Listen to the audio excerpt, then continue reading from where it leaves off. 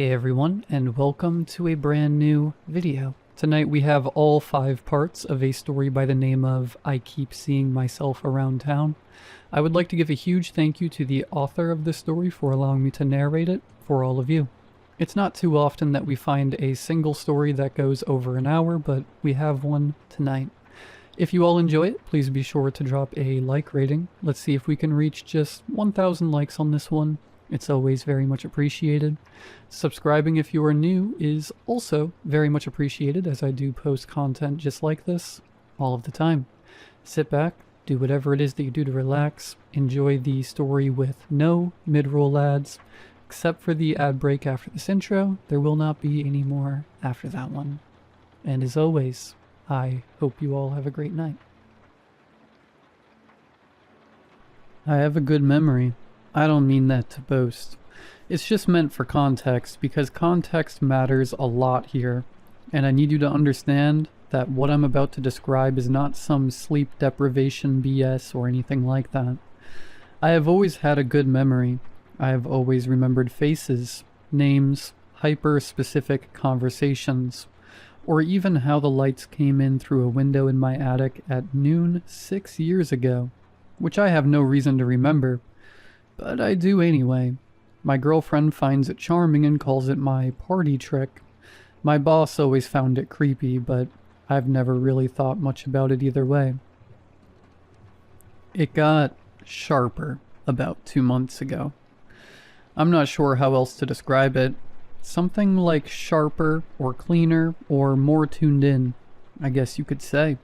Like I'd walk into a room and remember every previous time I'd been in that room, and with such clarity that it made it feel almost physical. I started remembering dreams I'd had years ago, and remembering the names of kids I went to elementary school with, kids I hadn't thought about in near 20 years. Their faces arriving fully formed and detailed in my mind at random moments during the day. I mentioned it to my girlfriend Sasha, and she just said it sounded like my brain was finally working properly, and joked about it. I just laughed along. This was all before the news footage. I moved to the city about 14 months ago. I moved here from the big city, I'll call it, for a job that turned out to be just fine, but not great. The kind of job you keep because leaving requires way more energy than staying. It's a small city. You learn the streets quickly, and you can easily start recognizing faces at the coffee shop, or at the grocery store, or at the train station on your morning commute. I was watching the local news on Thursday evening. I'd recorded it before heading to work. Something about a zoning variance a few blocks over, just letting it run in the background while I made dinner. The reporter was standing on a street corner doing her segment, and behind her, on the sidewalk, people were walking past in those stiff, awkward walks that people do when they realize there's a camera nearby. I wasn't really watching it until a man walked left to right behind the reporter with his hands in his pockets, and I thought, in the half second before my brain even realized, why am I on the news? I put the spatula down and immediately rewound it. The same face and height. The same dark coat that I own and did not wear that day because it was in my closet with a coffee stain on the sleeve I hadn't gotten around to cleaning. He walked through the frame in about 4 seconds, not really looking at the camera much. I watched it 6 more times. I want to be careful here because I know how this sounds, and I know the explanation that's already forming in everybody's head. Just someone who looks like me. Just a coincidence. Doppelgangers are more common than people think. There are studies about this, somewhere in the world. Some people share your face, and occasionally, one of them ends up in the background of a news segment. I know, I had thought the same thing. The thing is, though, and I need you to stay with me here, my memory does not allow for much uncertainty. I know my own face. I know the way my jaw sits. And I know the way my nose bends slightly to the left from a break I got in high school that never set right, or the specific shape of my hairline. I know these things not because I'm vain, but because a good memory includes the things you see every day, whether you want to remember them or not. That was me. In a coat that I own, on a street I've walked down, on a Thursday that I spent entirely at work and then at home. I told Sasha and she watched the footage. She was quiet for a moment, and then she said it was probably just someone who looked like me. And then she went to bed because it was late and she had an early morning.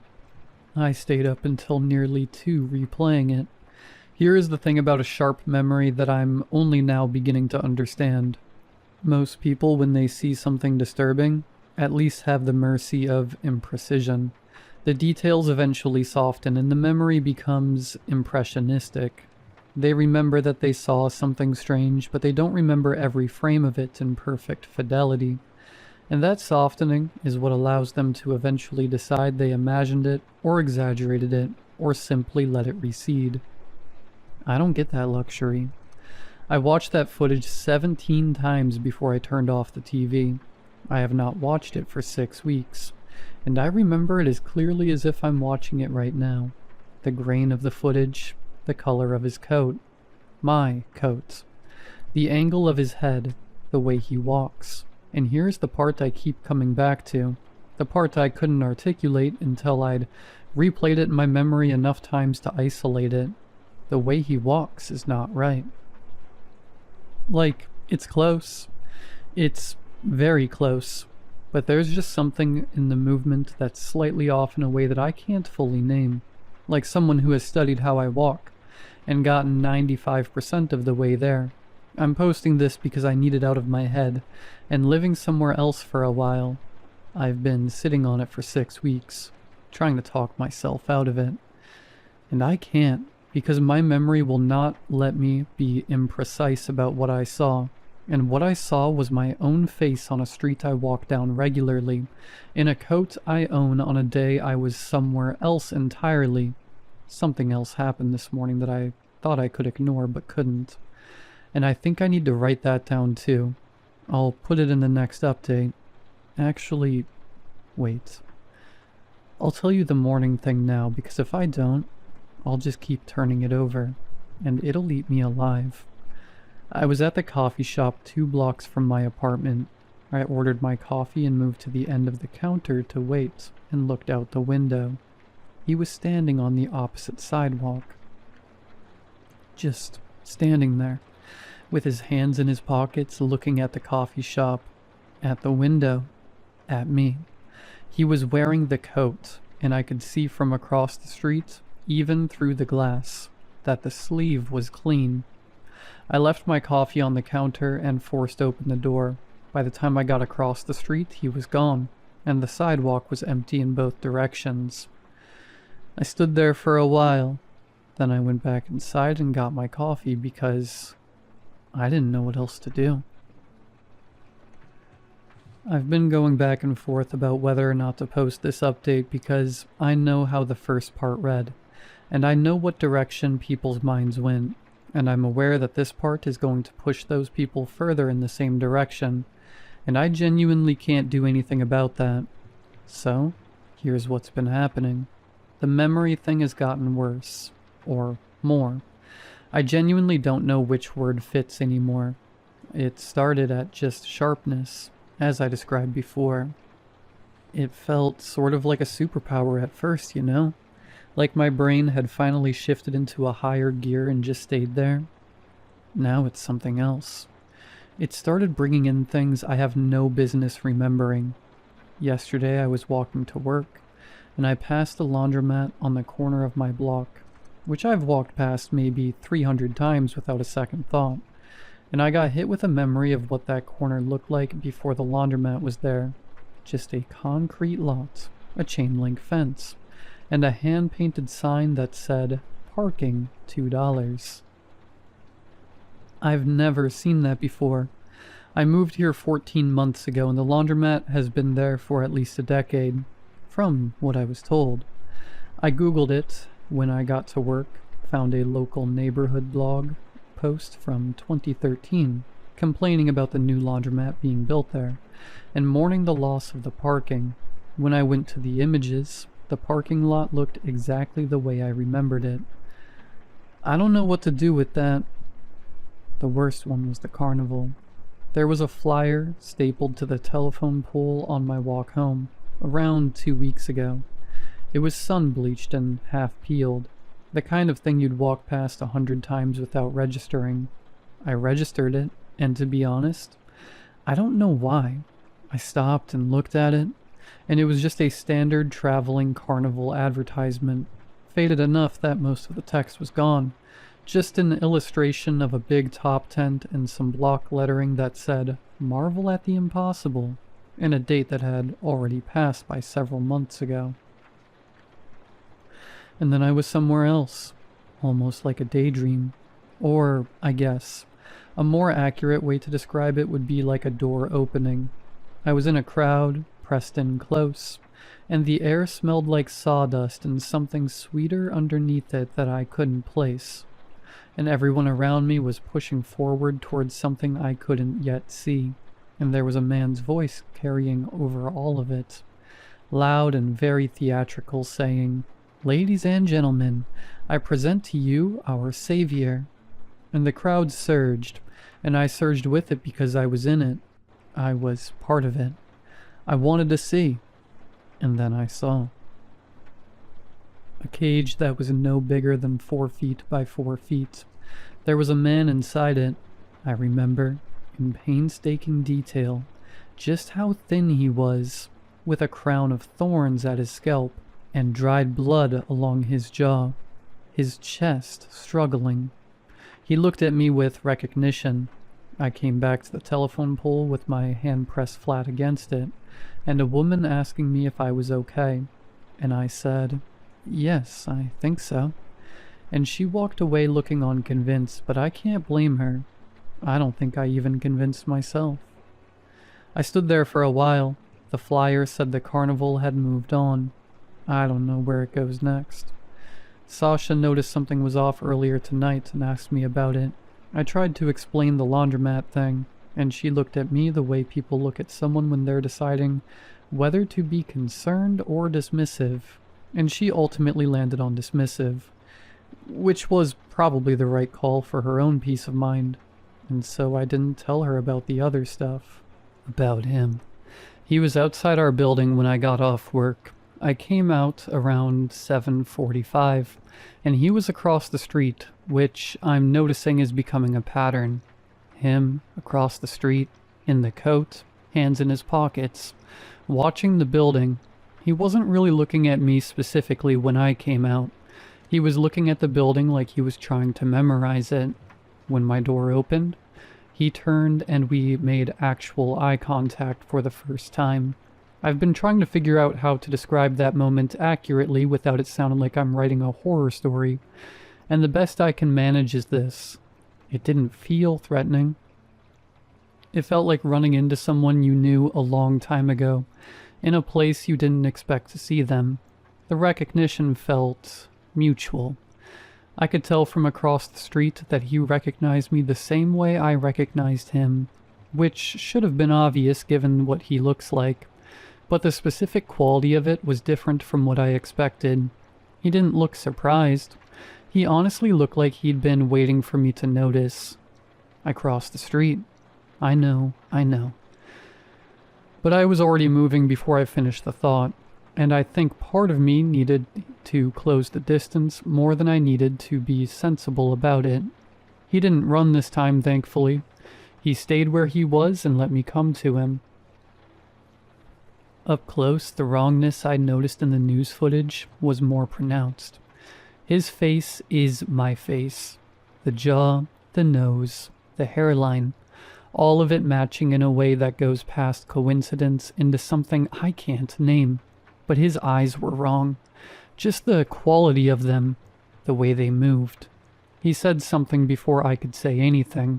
His voice was mine, which I somehow hadn't fully prepared for some reason, and he said, "Have you started remembering too?" For a second, I thought he meant the laundromat, or the carnival, or any of the other things I've been trying to pretend are explainable even though I know they aren't. I said yeah because it was true, and because I couldn't think of anything else to say to my own face.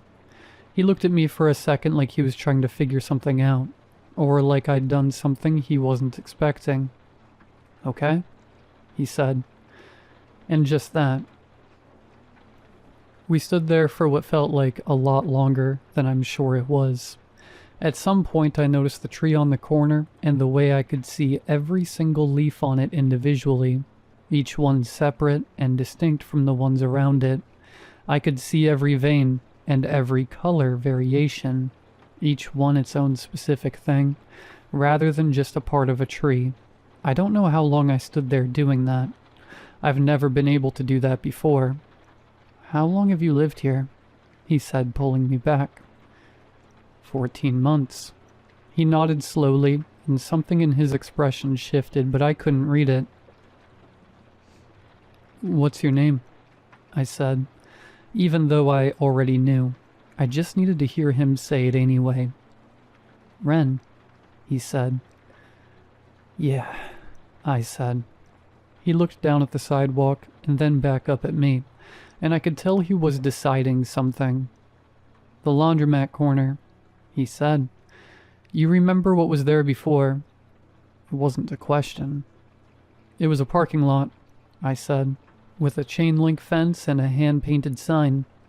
He nodded again. The carnival, I said. I could see his jaw tighten just slightly. Yeah. What is that? I said. What is that memory? I don't know. And the thing that got me was that it honestly sounded like he meant it, as if he'd been sitting with the same question and hadn't gotten anywhere either. I wanted to ask him 100 things. I had a whole list in my head on the walk across the street, but standing in front of him, in front of myself, whatever. Every question felt too large to start. Are there more of us? I asked because that felt like the one that mattered most.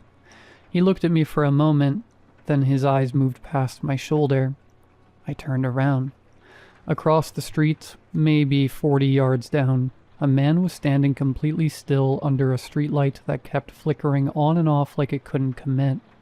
In the same coat, with his hands in his pockets. My stomach dropped. When I turned back, the other Ren was already a few steps away, moving down the sidewalk. Hey, I said. Hey, wait. I know, he said without turning around. I know. And then he was gone around the corner, and I was standing alone on the sidewalk with whatever that was across the street still watching me. I didn't go after him. I looked back across the street. The third one hadn't moved. He was just standing there looking at us. Well, at me. With an expression I couldn't read from that distance. A car passed through the intersection. When it cleared, he was gone. I stood there for a while. Then I went home and told Sasha work was fine, made dinner, and tried to let everything go flat again. Around 11, I went to the window for no reason I could explain. Halfway down the block, on the opposite sidewalk, someone was standing with their hands in their pockets. He was facing the building. I've been putting off writing about the transit station for 2 days. Every time I try, I lose the thread halfway through and have to start over. And starting over means going back to the platform. Fully, every minute of it. I'm going to try to get through it tonight, though. The memory thing first, because it's gotten bad enough that I need to document it before I get to the station. And so you have context for why the station hit me the way it did. I can't watch TV anymore. I tried the night before last, just some background noise while I made dinner, same as always, and within about 4 minutes I was somewhere else entirely, standing in a field I had never seen. Well, whatever was on the TV kept blabbering.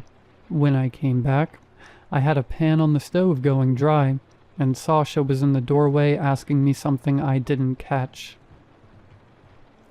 The field was so specific in the way basically everything is specific now, which is to say, without softening anything, every detail arriving at full volume and staying there.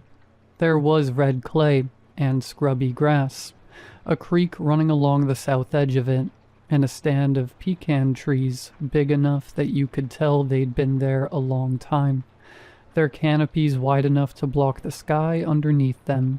Something had been built near the trees once, and was gone now, and all that was left was just a foundation outline in the grass, the shape of walls that had once stood and fallen, and been absorbed back into the ground over however many decades it had been. And I knew the field the way I knew the parking lot, as if I'd been there enough times to ingrain it in every facet of my mind. I knew the smell of that creek. I knew which direction was east even if you closed my eyes and spun me around. I knew the sound the wind made moving through those particular trees, and the way the light came through them in the late afternoon, and the temperature of that red clay soil under my bare feet in August. I have spent my entire life somewhere else entirely. The next day I was walking to work and I passed a street I've passed 842 times, and the number flashed in my head and wouldn't stop flashing, and the names of other streets I'd passed only 400 times, or 318 times, but one of them wasn't a number but a name, and I just kept walking, and I didn't stop.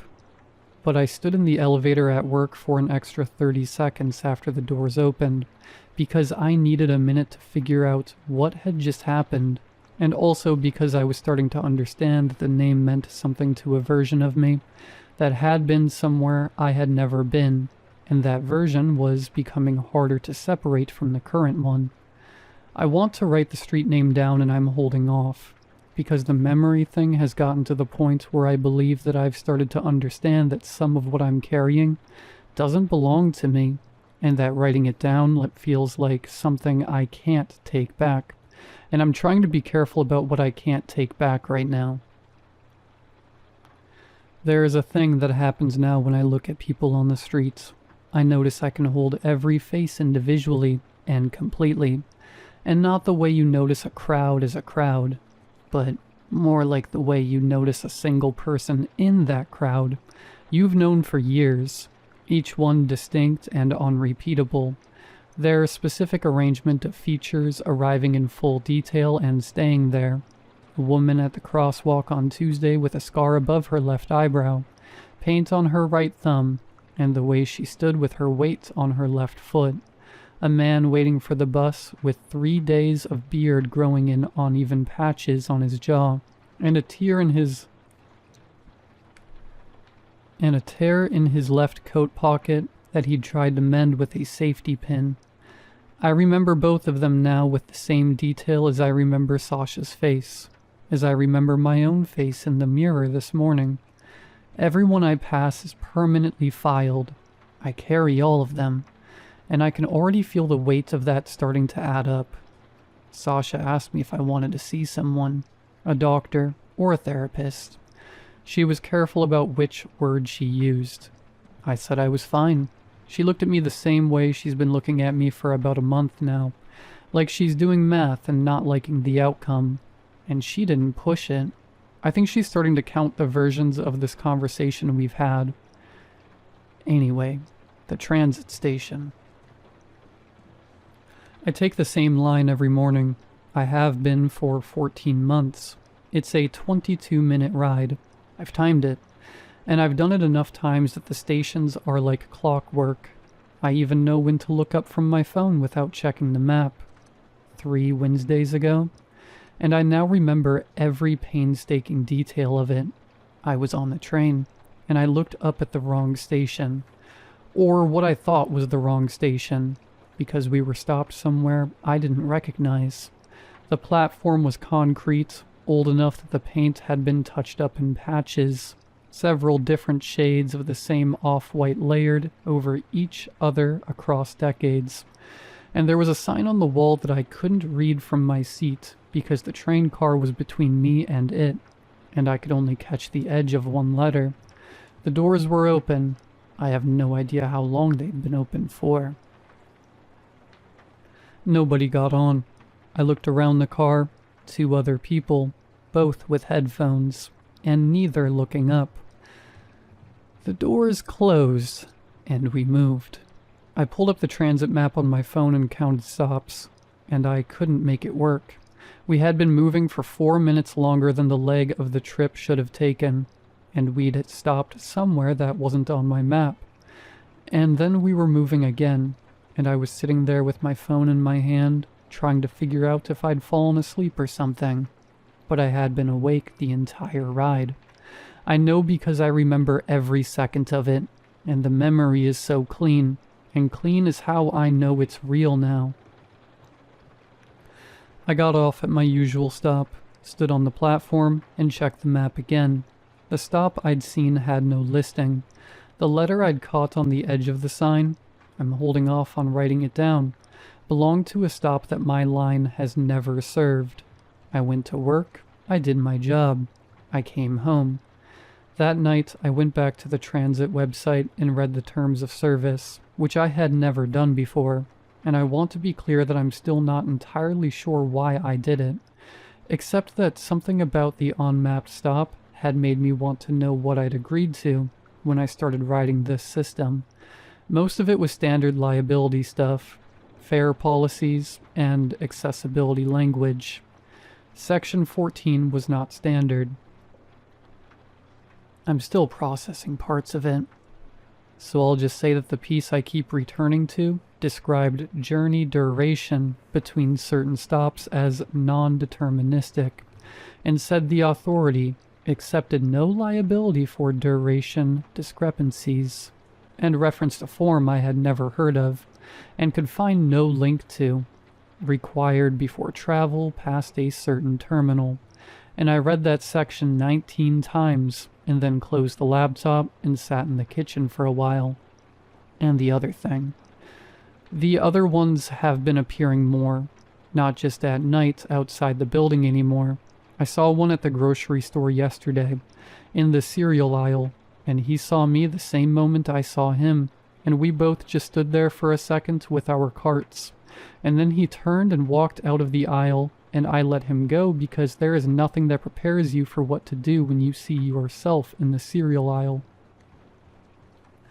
He looked younger than the one I talked to outside the building, or at least less worn down, and he had the coat on, and he was holding a box of something, and he put it back on the shelf before he left, carefully, like he didn't want to leave a mess, and I went and looked at what he'd returned.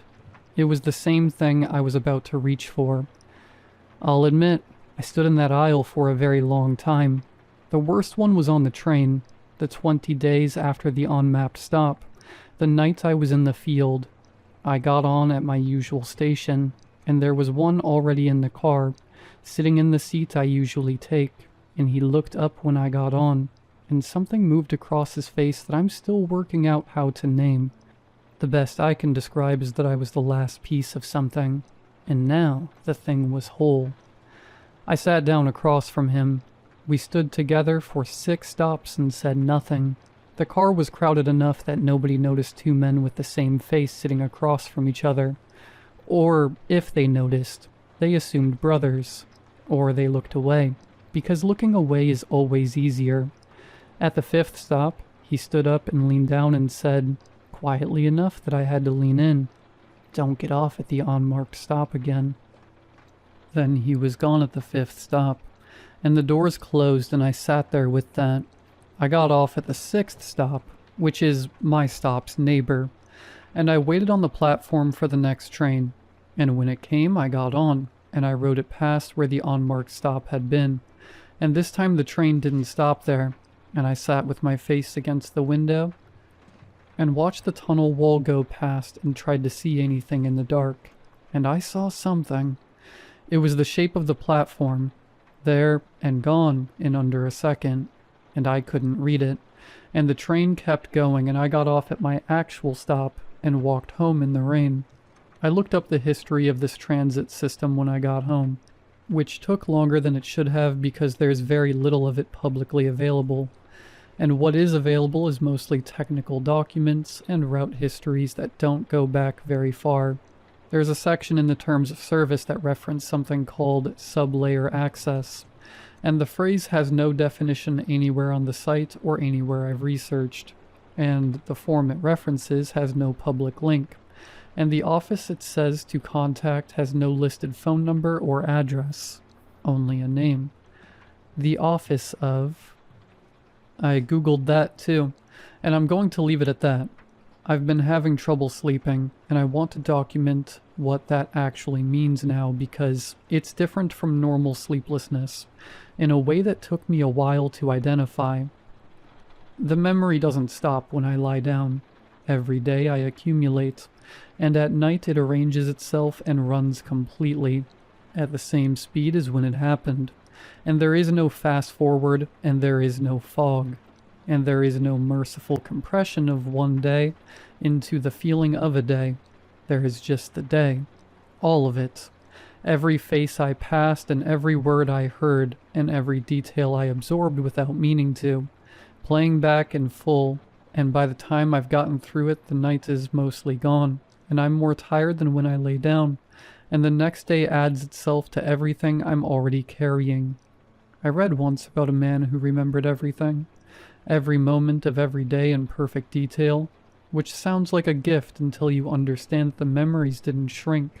Each one stayed exactly the size it had been when he lived it, so that remembering a day took as long as the day had taken, and there was no room left over for sleep, and eventually there was no room left over for anything else either.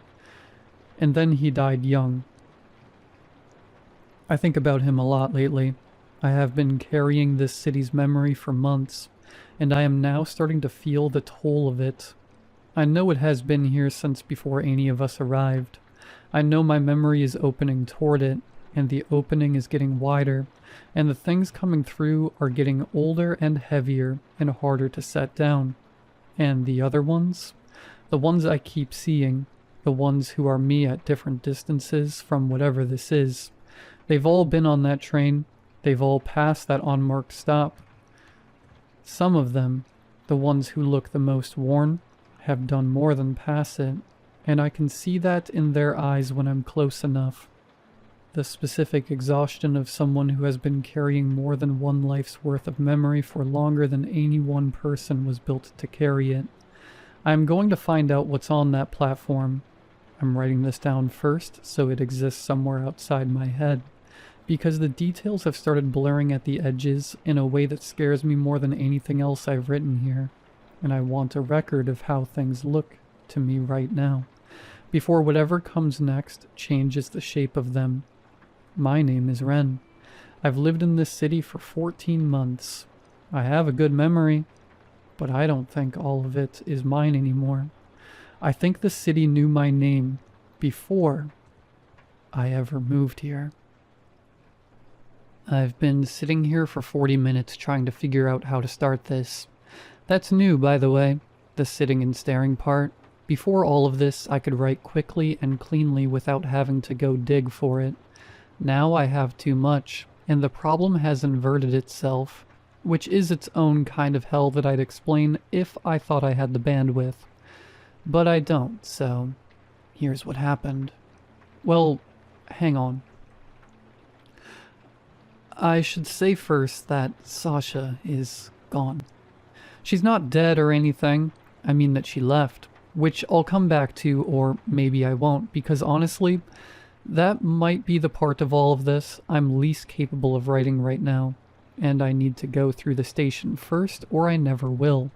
It's been 4 days since I went, and I've started twice and stopped twice, and this is my third attempt. And I told myself this morning that third time's a charm.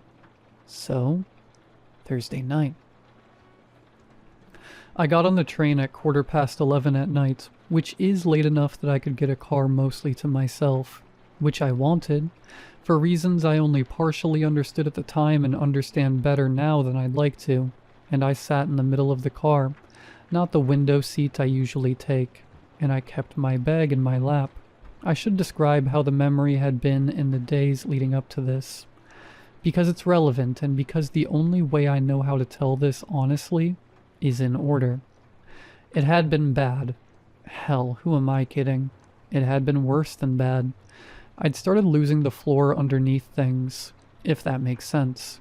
The stacking upon stacking of memories was getting so hard to handle, so much so that my own day would start to bleed into one I'd never lived, and I'd catch myself halfway through a thought that wasn't mine, and I'd have to pull back to the surface. And that pulling was getting harder every passing minute. Names were coming in, names of people I'd never met, first and last, arriving fully formed like someone whispering them into my ear, and then faces attaching to the names, and then histories, and I was carrying maybe 40 or 50 complete strangers in addition to everyone I'd actually met, and they were as detailed and present as the people I'd known for years, and the math of that was doing something to me I couldn't feel the bottom of anymore. The night I got on that train, I had not slept in almost 2 days, and definitely not for lack of trying. The replay had gotten long enough that a full night wasn't sufficient to run it, and so it just kept going past sunrise, which meant mornings had started arriving mid-yesterday, and I was always behind, always trying to catch up to the present day while the previous ones were still going. I was on the train for 6 minutes before the lights in my car flickered and stayed dim. I want to be precise. It was not off, just dimmed. Think a power reduction rather than a full-on failure. And the other cars ahead of mine stayed bright. I could see them through the windows and the connecting doors. Just mine was messing up. I sat with that for a moment. Then I sat with the fact that I was the only one in the car, which I hadn't confirmed until I looked, but which I'd somehow already known. 4 more minutes. The train slowed without any announcement. The doors opened. I knew the stop. I'd seen the shape of it from the window on the night I'd pressed my face to the glass going past it, which felt like a long time ago now, but really wasn't. A platform made of concrete, the same off-white paint and layers, and it was bigger than I'd registered from the window, wide and extending further back from the track than I could see from where I was sitting. A sign on the wall, the edge of a letter, one more time, just like before. I got up. I know how that reads. I know what the wren on the train had said, but I was already standing, already moving, and the truth is that I'd made this decision days prior, and I'd only been pretending since then that I still had a choice about it. I stepped off the train. The doors closed behind me. I turned around and watched the train leave. It hadn't occurred to me until it was gone that I had no plan past this point. The platform was abnormally cold, and I could hear the train pulling away through the tunnel until I couldn't hear it anymore. And then what I could hear was my own breathing, and a sound beneath it that took me a moment to identify. Water, somewhere, gathering and swelling, one drip at a time, before detaching and falling. I turned to look at the sign on the wall. Ray's Lane, Platform C. I stood there reading it for longer than made sense. The letters were ordinary enough. The station name format identical to every other stop on my line. The paint on the C was a slightly different white than the surrounding wall, most likely painted over, which I noticed right away. And the age of everything around it put that repainting at least 3 decades back. I knew this stop. That was the thing that broke through everything else. I knew it. This was inside me, mine, from the version of this city that had been loading into me for 14 months. I walked toward the exit stairs. The stairs went up about 30 feet and led out into a corridor. The corridor was tiled with traditional subway tile, white with a dark green border, but wasn't the tile pattern on any of the other stops on my line, and the lights overhead were the old incandescent kind in caged fixtures. And about half of them were working, so the light came in intervals, bright, dim, all the way down. There was another platform on the other side of the corridor. That was the first wrong thing. Just the fact that Ray's Lane was not a transfer station. No line crossed here, and it appeared there had never been one. And yet there was a second platform through an archway at the end of the corridor, and I could see it from where I was standing, and it was bigger than the one I'd come from. I walked toward it. The second platform was a waiting room, or had been one once, with wooden benches in rows, and most of them still upright, while some had collapsed. A ticket window with frosted glass, with a small half-circle cut out at the bottom for transactions, and something smeared on the inside of the glass that I didn't stick around to examine too closely. The ceiling was high enough the light didn't fully reach it, and I couldn't tell you what was up there, and I'm going to stay with that and try not to speculate. A man was sitting on one of the benches. I stopped walking. He was wearing the coat. He didn't look up when I came in, just sat there with his elbows on his knees and his head down, and I could only see the top of his head and his hands, which were clasped together in front of him, and there was something wrong about the stiffness of him, the complete lack of the small, involuntary movements that people make, the shift of the body, the turn of the head, even the rise and fall of breathing, and I stood at the entrance to that room for a long time before I understood that what was wrong was that he wasn't doing any of those things. I said his name. My name. He raised his head. I'm going to try to describe his face, and then I'm going to say one more thing about it, and then I need to move on because I've started over twice at this exact point, and I can't do it a third time. It was my face. All of it was my face. The jaw, the nose bent left, the hairline, everything I know from my mirror, and more than my mirror, because when I was close enough I could see things you can't see in a mirror, like the way the skin sits under my eyes when I'm exhausted, or the specific compression at the corners of my mouth that I didn't know I made until I saw him making it. My face. But his eyes were his, and they were full. That's the only word I have. Full. Full in the way that an overfilled glass is full, or full in the way that a room crammed floor to ceiling with objects is full, in the way that leaves no room for anything else. Full to the absolute capacity of something that had been filling for a very long time, and whatever was filling it had been filling from a source that never stopped. He looked at me, but I was not what he was looking at, because there was no space in him for anything new. I could tell he had been here for a while. I don't know how long, and I didn't ask. I think asking would have required an answer, and I think an answer would have required him to locate himself in time well enough to give one, and I don't think he could do that anymore. I think time, for him, had become what my days had started to become, layered and non-sequential, and getting harder to navigate toward any particular point. You shouldn't have gotten off, he said. His voice was my voice. I know, I said. No, he said like he was clarifying. You don't know yet. He looked back down at his hands. I stood there, and while I stood there, the memory thing did what it always did, which was accumulate. And I started to understand that accumulation here was different from accumulation on the street or in the train, because what was in this room felt different than the things above ground. I could feel the walls. I don't mean I was touching them. I could feel the age in them, and with the age came the things that had been down here in the dark for however long this place had been down here in the dark, and I could feel them arriving. I want to tell you I left immediately.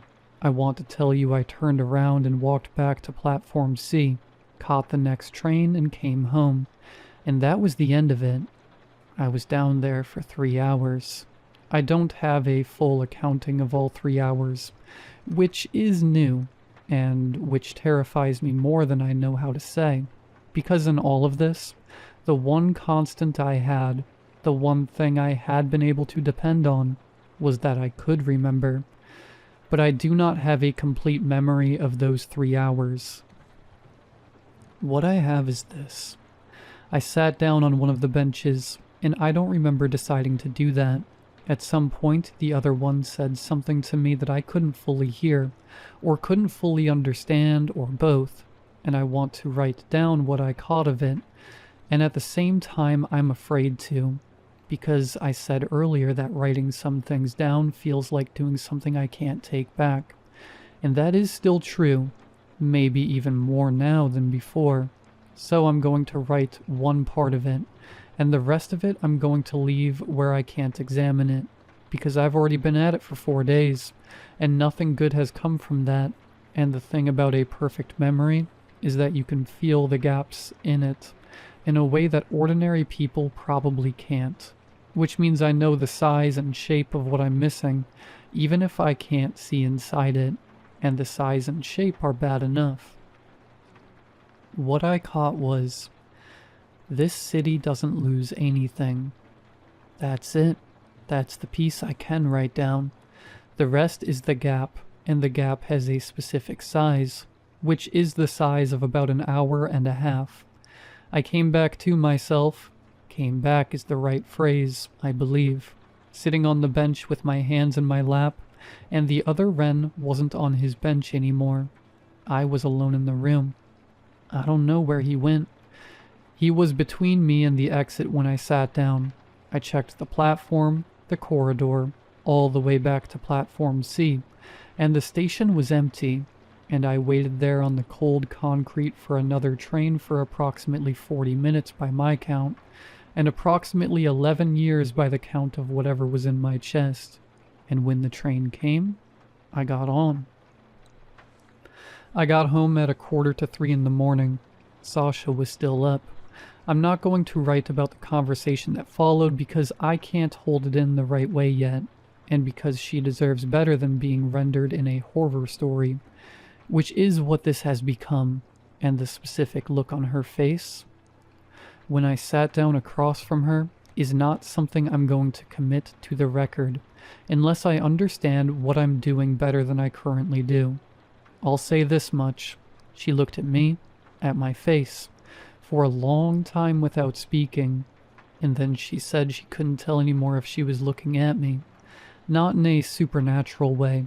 She said it very plainly, like something she'd been sitting with for a while and finally decided to say out loud. She's staying with her sister. She left the day before yesterday. I haven't posted in a while, and I know how that reads, especially given where the last part ended, and I want to be clear that I'm fine in the basic ways. I'm still going to work. I'm still eating. The memory is what it is. It hasn't gotten worse since the station, but it also hasn't gotten better, and the hour-and-a-half gap sits in the middle of me like a tooth that isn't there anymore, the kind of thing you keep accidentally finding with your tongue. I haven't seen the others in 4 days. I don't know if that's good. I looked up the office of special again this morning, and I found something I hadn't found before. I don't know if it's always been there, or if it went up recently. I'm aware, by the way, of how that sentence sounds, that not being sure if something has always been there is a fully deranged thing to say, but my ability to care about how I sound has taken some hits lately, so excuse me. There's a form. I found the form. It has a name and a processing address, and the processing address is in this city, and it is not very far from Ray's Lane. I'm going to fill it out. I know. But here's the thing I keep coming back to, the thing I've been circling for 4 days without landing on. I went to that platform to find out what was there, and I found it, or at least part of it. And then I lost an hour and a half, and whatever was in that hour and a half, I can feel it, and the city has a memory that never loses anything, and somewhere down there, in that room, in that gap, is the piece of what I'm becoming that I'm still missing, and I can't live with a gap. That's the thing about people like me. That has always been the thing. I cannot live with a gap. My name is Ren. I have lived in this city for 14 months, and I will still be here tomorrow, and I will still be carrying everything I have ever seen, and heard, and touched, and passed, and I still do not know what any of it means. But I think I'm starting to. The form has 12 sections. I've already filled out 11. I should probably say up front that this is going to be the last one. And before anyone asks, no, it's not because I'm done. I'm still here. I'm still going to work every day and coming home every evening and all the rest of it. It's because when you run something like this to ground, eventually the ground has a floor and I've hit it. Past that, there isn't more to document so much as there is just the thing itself. And the thing itself doesn't translate all that well. I think I've understood that for a while and kept going anyway because writing it down was the only way I had to carry it outside my head, even a little. I don't need that the same way anymore. I'll get to why in a minute. For now, Section 12. I filled it out on a Wednesday, 6 days ago to be precise, which I am always going to be, and I remember the light coming in through the east-facing window at that hour, the slant of it across the table, and the coffee I'd made that had gone cold because I kept reading the section and not committing to signing it, and reading it again. The 12th section was a declaration. 7 lines. The first 6 were factual. Name, current address, length of residency, primary transit line, and home stop number, and one other field that I wrote down without looking at the pen while I did it, which I think was the right way to handle it. The 7th line was a single sentence in a font just a degree smaller than the rest of the document, in a way that I noticed and could not tell you at all if it was intentional or not. I understand that submission of this form constitutes acknowledgement of prior agreement. I signed under it. I folded the form in thirds and put it in the pre-addressed envelope that had come with it, and walked it to the mailbox on the corner and dropped it in. I stood at the mailbox with my hand on the flap for exactly 2 minutes. Then I went home. Here's the thing about prior agreement, the thing I've been sitting with for 9 days, which I want to write down while I can still hold it. Before I went to the station, before Section 12. Before any of the things in any of the previous parts, I thought of my memory as mine, which seems obvious in the way things do until you examine them enough times that they stop making sense. The kind of obvious that falls apart the moment you actually look at it, and then you can't get it back, and you can't remember why it ever made sense in the first place. I moved here because of a job. I've said this. A job that turned out to be just fine, but not great. The kind of thing you keep because leaving takes more energy than staying. Here is the question I've been asking myself for 9 days. Why this city? There were other cities with similar jobs. I applied to 4 of them. I remember the whole process clearly. I remember the cover letters and the phone screens, and the order the offers came in. And I remember choosing this one without being able to articulate exactly why. Just a pull, just something that felt like the right direction. Prior agreement. The form acknowledges something that was already done, and the thing that was already done was the choice. And the choice was made a long time before I sat down at a kitchen table and started filling out applications. And I don't know how far back it goes. And by God, or whatever else is out there. I don't think I'm supposed to know that yet. I'm going to write about the gap now.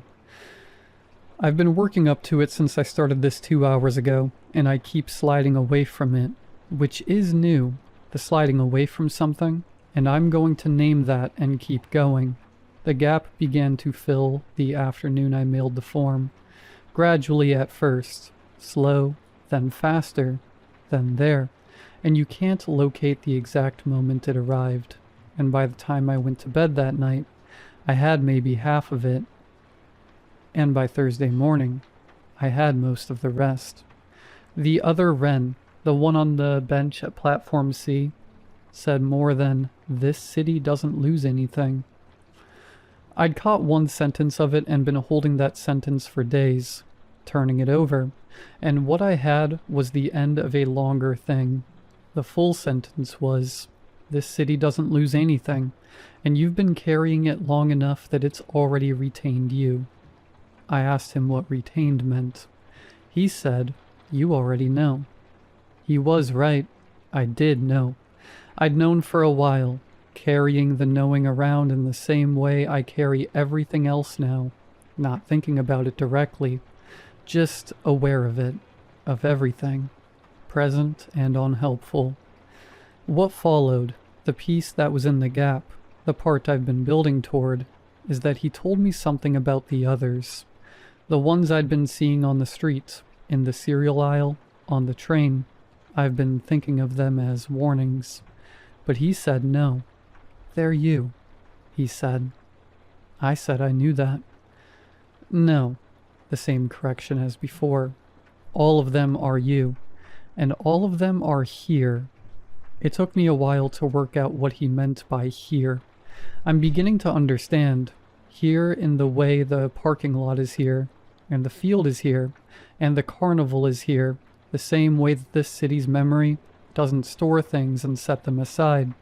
It keeps them present, all of it, all at once, at full volume, the way my own memory keeps everything I've accumulated present and running, rather than letting any of it go. What he was telling me is that every version of me who has come through this, and there have been enough of them that he'd stopped counting, which he said with the same flatness he said everything, just a thing, every one of them, is still present in the city's record. They're retained. Retained isn't the same as gone, and the city doesn't lose anything, and the gap has a specific size and shape, and the shape is the shape of understanding that for as long as it took me to understand it down there, in that room, in the specific cold of that place, which turned out to be an hour and 20 minutes. I got a letter the day after I mailed the form. It was on my doorstep, just inside the door, which was locked. I found it when I left for work in the morning. It was a standard white envelope with no return address, and my name and address in a typeface I didn't recognize. Inside was one page with my name at the top, a reference number, a form number, a date. At the bottom, below where it said "Thank you for your submission, welcome back." I stood in my doorway reading those 2 words for about 3 minutes. I could tell you the angle of the morning light, which stair creaked when I shifted my weight, how many birds were on the telephone wire above the front steps. Those 3 minutes are going to be with me at full volume for the rest of my life, and I knew that while I was standing there, which is a strange thing to know in real time. Then I put the letter in my bag and went to work. Here is what welcome back means. Here is the thing I've been arriving at for 9 days.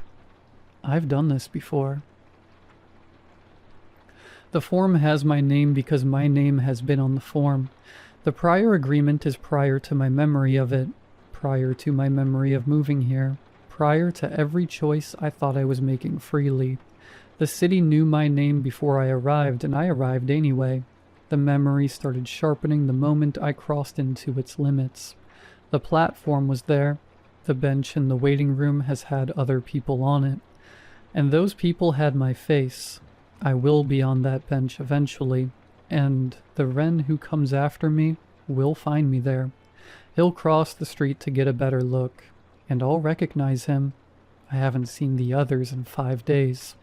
The ones who used to stand across the street at night, or turn up in the cereal aisle, or sit across from me on the train. Nothing. 5 days. I think about the one in the cereal aisle, the one who looked younger, who set the box back carefully on the shelf before he left. He had the whole thing ahead of him still. The memory sharpening, the news footage, the long nights, the station, the bench, all of it still coming. I hope he takes his time. Sasha texted me this morning, just checking in, which is what the texts have been lately, careful and short. And I wrote back that I was okay because I am, in the most basic of ways. She said she was glad. I said the same because I was. My name is Ren. I've been in this city for 14 months, and I was here before that too, in whatever way a person can be somewhere before they arrive. And I think the city has always known that, and I'm starting to think I've always known it too. I went for coffee this morning, the place 2 blocks from my apartment. I stopped on the sidewalk across from it. I don't know how long I stood there, long enough that I should have been cold, and wasn't. Or was and didn't register it, which amounts to the same thing. Hands in my pockets, looking through the glass at the people inside, the way the light hit the counter, the way the morning moved in there all warm and ordinary. There was a man at the end of the counter waiting for his order. He was looking out the window, at me. I recognized him immediately, the jaw, the nose, the way he was standing. I thought, another one. I thought, how far along is he? I thought about crossing the street, the way some version of me always does. But I didn't move. I just stood there with my hands in my pockets and looked at him through the glass, and he looked back at me. And I knew, the way I know everything now, that he had a coffee stain on his coat sleeve he hadn't gotten around to cleaning.